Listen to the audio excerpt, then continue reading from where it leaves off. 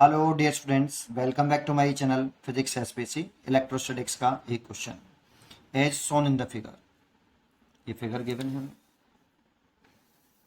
A point charge capital Q is placed at the centre of conducting spherical shell of inner radius A और outer radius B। The electric field due to the charge Q in three different region first second third R less than A, R A से बड़ा है और B से छोटा, और are less then B. ठीक है, और चार चॉइस दे रखे। ठीक है, देखो कैसे करें इसको। सबसे पहले ये कंडक्टिंग मटेरियल है और हम पहले से जानते हैं कि कंडक्टिंग मटेरियल के inside electric field intensity zero होती है। तो सेकंड रीजन में तो net electric field intensity zero होगी, नेट इलेक्ट्रिक फील्ड जीरो होगी। देखो ये क्यू है, इसमें एक छोटा सा कंसेप्ट है। पहले आप यहाँ पर एक गॉसियन सरफेस इमेजिन कर लो। ये अभी इलेक्ट्रिक फील्ड नहीं निकालना, एक पॉइंट बता रहा हूँ इंपॉर्टेंट। इस जगह पर आप क्या बनाइए, एक गॉसियन सरफेस इमेजिन करिए। ये very close to the inner surface, इस जगह वेरी क्लोज है और कंडक्टिंग मटेरियल के अंदर है। ये एक गॉसियन सरफेस मैंने इमेजिन कर ली, एक गॉसियन सरफेस। इस वाले पॉइंट पर अगर हम इलेक्ट्रिक फील्ड देखेंगे तो नेट इलेक्ट्रिक फील्ड जीरो, क्योंकि ये पॉइंट जो मैंने कंसिडर किया कंडक्टिंग मटेरियल के इनसाइड है, और कंडक्टिंग मटेरियल जहाँ पर भी होता है वहाँ पर नेट इलेक्ट्रिक फील्ड जीरो होती है। तो net electric field zero everywhere inside the conducting material, inside the conducting material. ठीक है, अगर इलेक्ट्रिक फील्ड जीरो तो according to Gauss theorem electric flux passing through Gaussian surface E vector dot dA vector equal to Q inside the Gaussian surface, total charge inside the Gaussian surface, inside the Gaussian surface and epsilon naught. E अगर zero तो Q inside कितना, zero. अगर हम E के लिए zero रख दें तो यहाँ से Q इनसाइड निकालें, तो ये अगर ये जीरो रख देंगे तो इसका से मल्टीप्लाई करेंगे तो Q इनसाइड जीरो, मतलब total charge inside the Gaussian surface zero होना चाहिए। जबकि जब देखें इस गॉसियन सरफेस के अंदर कैपिटल Q चार्ज है, जीरो नहीं है, कुछ गड़बड़ है। तो इसीलिए हम क्या करेंगे, इसमें इस डायग्राम को दोबारा से बनाएंगे। ये स्फेरिकल सरफेस बना लिया मैंने और एक और बना लिया। ठीक है, और ये कंडक्टिंग मटेरियल है।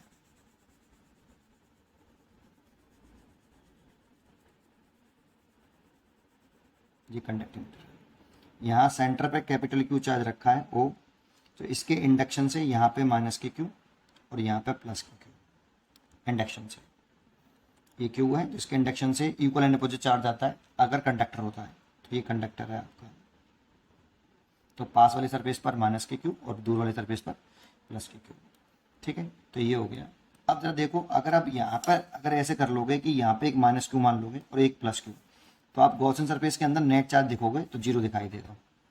अगर यहाँ पे आप गॉसियन सरफेस ना हो तो नेट चार्ज जीरो दिखाई देगा। तो सर्किट डायग्राम ये बन गया, सॉरी डायग्राम ये बन गया हमारा कंडक्टिंग। ठीक है, अच्छा ये इक्विवेलेंट मान सकते हो आप ऐसे कि एक स्फेरिकल सेल मान लो, ये इसके सेंटर पर कैपिटल Q चार्ज है, इस पर माइनस के Q चार्ज है और इस जगह पर हमारा ये प्लस के Q चार्ज है।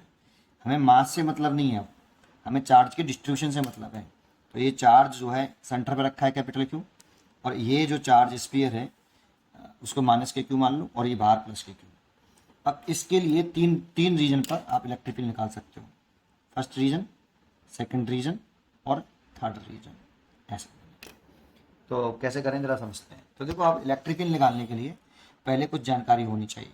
पहली बात, अगर कोई भी कंडक्टिंग सेल है, कंडक्टिंग मटेरियल है, जैसे ये कोई हॉलो कंडक्टर है, अगर इसको चार्ज दे रहे हैं हम कैपिटल Q, चाहे वो प्लस के दे रहे हो या माइनस के Q, तो इनसाइड द इस कंडक्टर को दिया गया चार्ज है, ये इसके आउटर सरफेस पर रिसाइड्स होता है ऐसे। इसके दिए गए चार्ज के कारण अंदर, दिए गए चार्ज के कारण, रखे हुए चार्ज के कारण नहीं, चार्ज का रखना अंदर और कंडक्टर को चार्ज देना दो अलग अलग बातें हैं।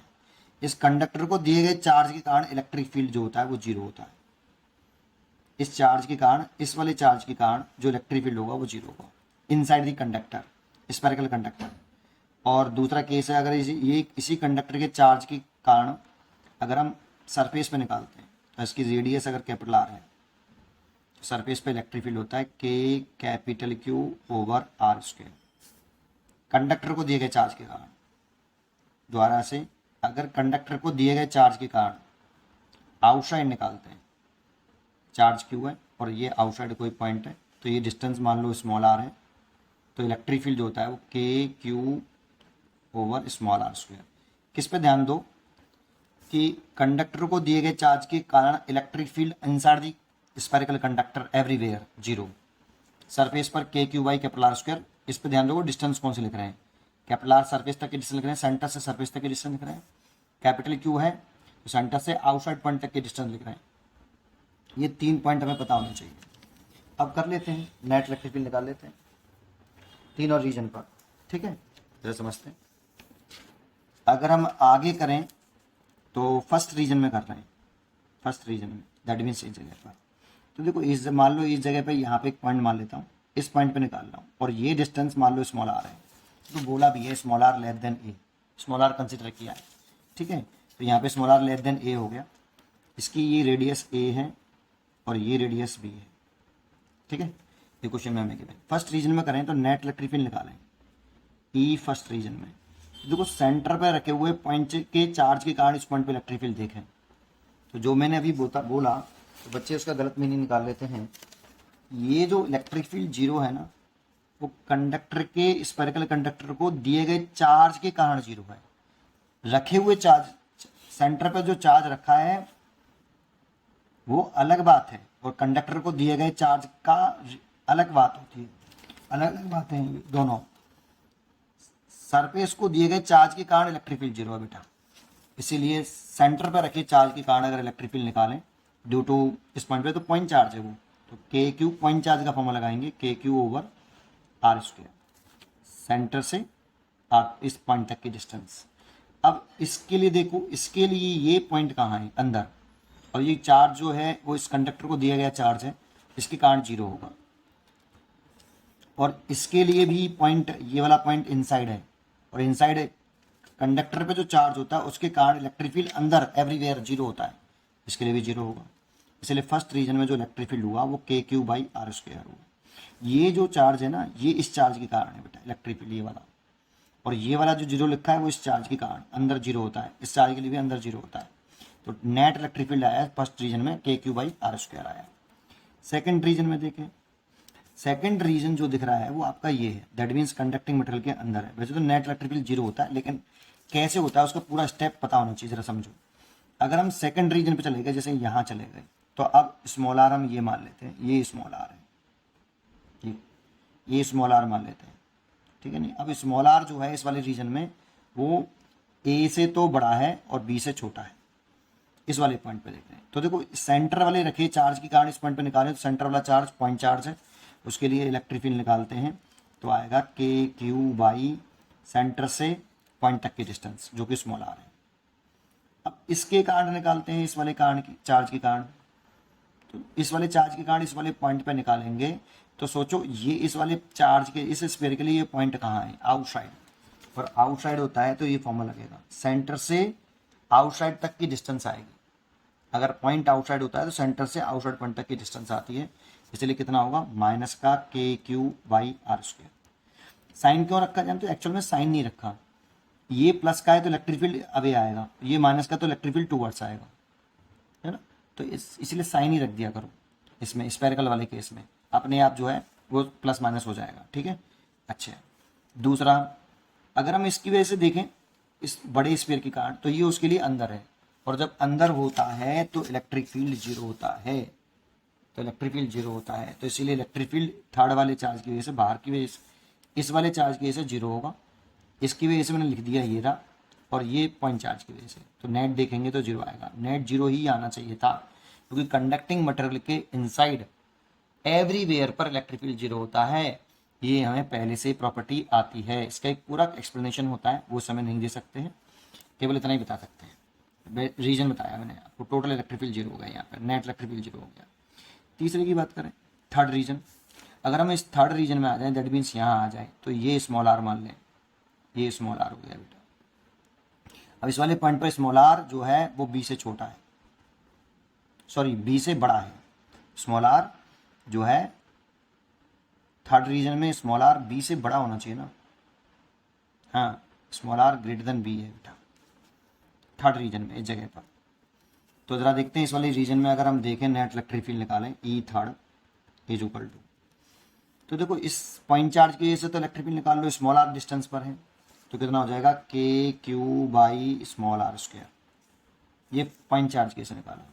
और इस चार्ज के लिए भी ये पॉइंट जो है आउटसाइड है, जब आउटसाइड निकालते हैं तो सेंटर से आउटसाइड पॉइंट तक की डिस्टेंस लिखते हैं, तो इस वाली कंडीशन में ये लिखें तो माइनस का k Q by R square, centre से आउटसाइड पॉइंट तक की डिस्टेंस स्मॉल आर ही है ना, और माइनस का है इसलिए माइनस का लगा दिया, है ना। वैसे तो पॉजिटिव चार्ज से अवे और नेगेटिव चार्ज के टुवर्ड्स होता है, बट रिटर्न अपोजिट होंगे तो सब्ट्रैक्ट करेंगे, इसलिए सब्ट्रैक्ट कर दिया मैंने, ठीक है।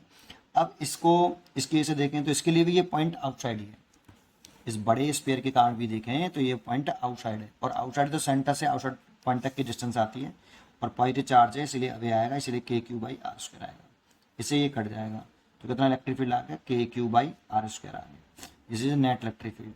इसीलिए इसका जो आंसर है कि फर्स्ट रीजन में जो इलेक्ट्रिक फील्ड आया नेट रीजन, फर्स्ट रीजन में नेट इलेक्ट्रिक फील्ड आया वो जीरो नहीं है, और सेकंड रीजन में जो इलेक्ट्रिक फील्ड आया है वो जीरो है, और थर्ड रीजन में जो इलेक्ट्रिक फील्ड आया है वो जीरो नहीं है, और विद कितना हुआ वो बता दिया।